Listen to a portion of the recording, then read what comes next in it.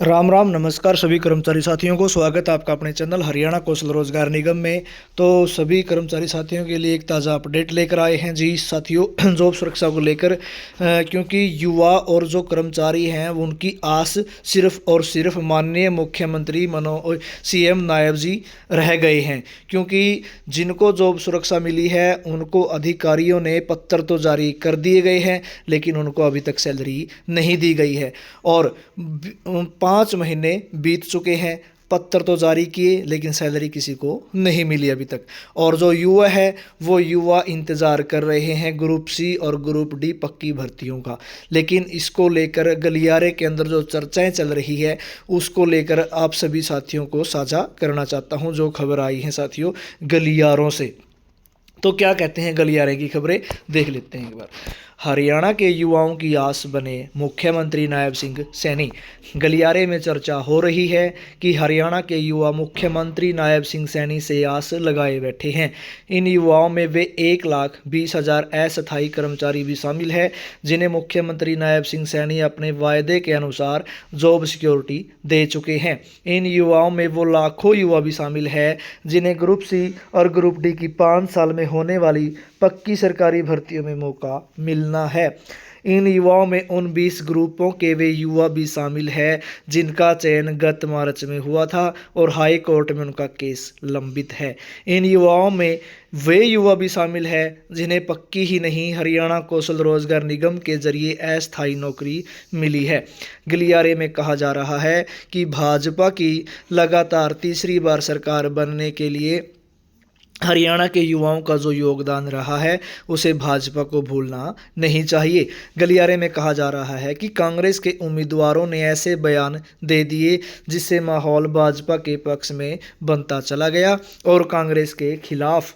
गलियारे में कहा जा रहा है कि मुख्यमंत्री नायब सिंह सैनी ने अपने वायदे के अनुसार जॉब सिक्योरिटी कानून बनाकर लागू भी कर दिया, मगर इस कानून का फ़ायदा 1,20,000 कर्मचारियों को नहीं मिला, बल्कि चंद हज़ार कर्मचारियों को ही मिल पाया है।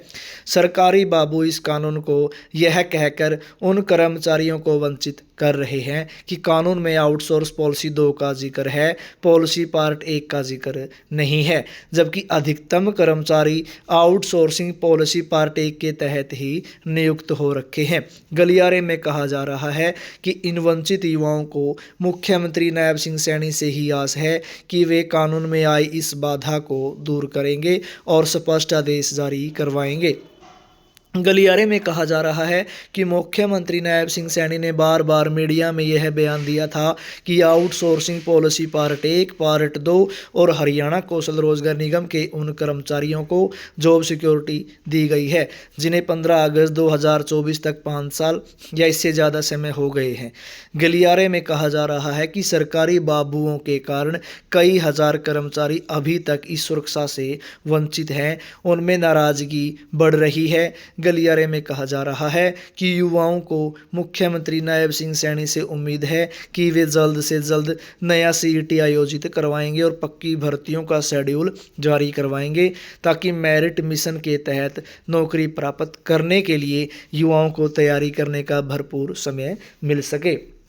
तो साथियों गलियारे में इतनी चर्चाएं चल रही है कि उन चर्चाओं के ऊपर माननीय सीएम साहब अभी तक उनकी कोई ऐसी टिप्पणी नहीं आई है कि उन गलियारों का जो जवाब दे सके। और हर एक संबोधन के अंदर माननीय सीएम साहब ने बताया है कि हमने पार्ट 1, पार्ट 2 और कौशल से संबंधित कर्मचारियों को जॉब सिक्योरिटी देने का काम कर दिया है, हमने वायदा पूरा कर दिया है। तो हम मानते हैं कि सीएम ने अपना वायदा पूरा तो ज़रूर कर दिया है, लेकिन उस वायदे के ऊपर अधिकारी खरे नहीं उतर रहे हैं और उन्होंने पार्ट 1 का इसके अंदर पेंच फंसाने का काम शुरू कर दिया है। हालांकि विभागों ने पत्र तो जारी कर दिए हैं, बहुत सारे विभागों के अंदर पत्र जारी हो चुके हैं, लेकिन उन पत्रों को जारी हुए 2-2, 3-3 महीने हो चुके हैं। लेकिन उन पत्रों के ऊपर उन्होंने सैलरी भी मेंशन की गई थी कि इन कर्मचारियों को एक्ट के तहत इतनी सैलरी मिलेगी, लेकिन उनको अभी तक किसी भी विभाग ने पत्र जारी करने के बाद सैलरी देने का काम नहीं किया है। तो अभी तक माना जाए तो सिर्फ पत्रों के अंदर ही जॉब सुरक्षा मिली है। उन कर्मचारियों को अभी तक जॉब सुरक्षा का फ़ायदा सैलरी के अंदर देखने को नहीं मिला है साथियों। तो बात आती है अब सीएम साहब की। क्या सीएम साहब अब इसके अंदर पार्ट 1 में जो पेंच फंसा हुआ है इसको वो क्लैरिफाई कर पाएंगे, या फिर जो अधिकारी जानबूझकर इसके अंदर रोड़ा बनने का काम कर रहे हैं, क्या उन अधिकारियों की चूड़ी टाइट हो पाएगी? तो अभी देखना बाकी है कि हरियाणा सीएम जो आज से वर्किंग डे चला है, इस वर्किंग डे के अंदर क्या कुछ बातें सामने आएंगी। जो भी हरियाणा सरकार की तरफ से या विभागों की तरफ से जानकारी मिलेगी साथियों, आप सभी को साझा करने का काम हम करेंगे साथियों। तो साथियों, वीडियो को ज़्यादा से ज़्यादा शेयर ज़रूर करें और हरियाणा सरकार और उन अधिकारियों तक ये वीडियो पहुंचाने का काम करेंगे साथियों। आपका धन्यवाद।